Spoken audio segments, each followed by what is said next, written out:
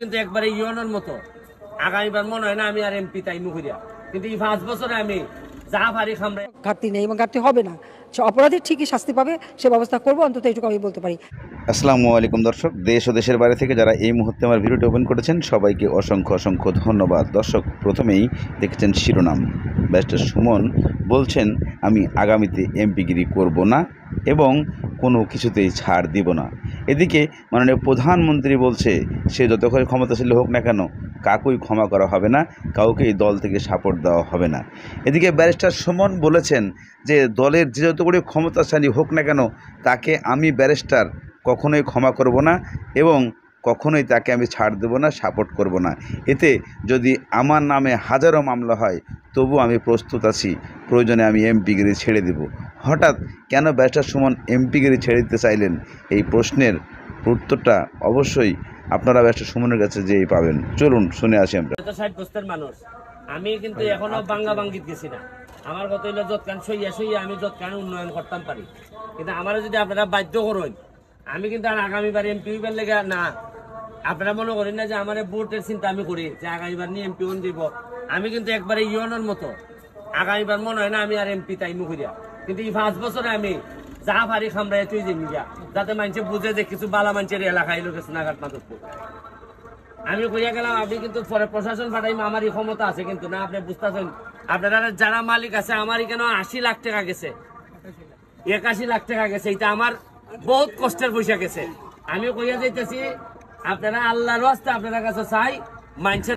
দর্শক, ইতিমধ্যে ব্যারিস্টার সুমনের বক্তব্য শুনেছেন। ব্যারিস্টার সুমন কেন কার ভয়ে এই হুমকি ধামকির মাঝখানে বলছেন যে আমি আগামীতে আর এমপিগিরি করব না। তাহলে কি সত্যি ব্যারিস্টার সুমন এমপিগিরি ছেড়ে দিবেন, নাকি এই 5 বছরে উনি যা করে যাবেন 500 বছরেও কোনো এমপি মন্ত্রী তা করে দিতে পারবে না? এটাই সবচেয়ে বড় চেষ্টা, সাফল্য ব্যারিস্টার সুমনের। চলুন ব্যারিস্টার সুমন আরও কি বলছে আমরা লাস্ট অংশটুকু শুনে আসি, তাহলেই বুঝতে পারবো মূল তথ্য। আপনারা আল্লাহর রাস্তা আপনার কাছে চাই মানুষের কষ্ট দিন না, গন্ধ দিন না।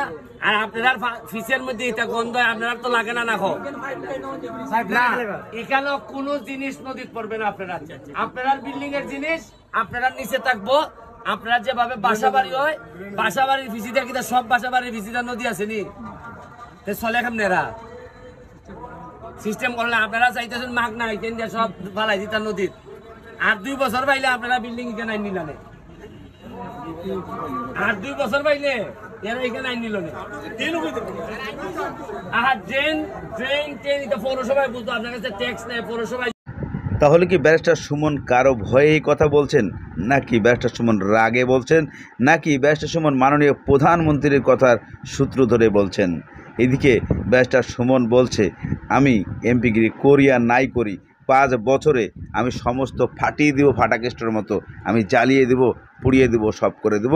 যারা অবৈধ দখলদার, যারা বর্তমানের টাকাচোর, যারা বর্তমানে গমচোর, যারা সরকারের টাকাচোর, জনগণের টাকাচোর, তাদেরকে নিঃস্ব না করে আমি ব্যারিস্টার সুমন কখনোই ক্ষান্ত হব না।